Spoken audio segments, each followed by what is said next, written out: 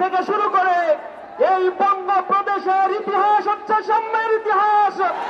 এখানে সাম্প্রদায়িকতার কোন স্থান নেই।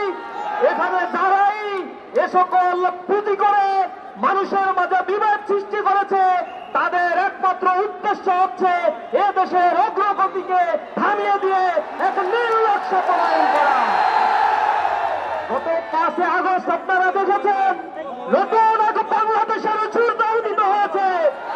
দীর্ঘ 15 বছর অত্যাচার, নির্যাতন, গুম, খুন, হত্যা, ধর্ষণ, লুটেরাদের মাধ্যমে এই বাংলাদেশে সমান ক্ষতি হয়েছে এই ফ্যাসিবাদ সরকার। স্বৈরাচারের প্রেতাত্মারা বাংলাদেশ থেকে বিদায় নিয়েছে ঠিকই, কিন্তু এ দেশকে আজ অকার্যকর করার জন্য নতুন চক্রান্তে তারা মেতে উঠেছে। তাদের বিষবাদ ভেঙে দেওয়ার জন্য এই বাংলার মুক্তিকামী মানুষেরা এখনো রাজপথে রয়েছে।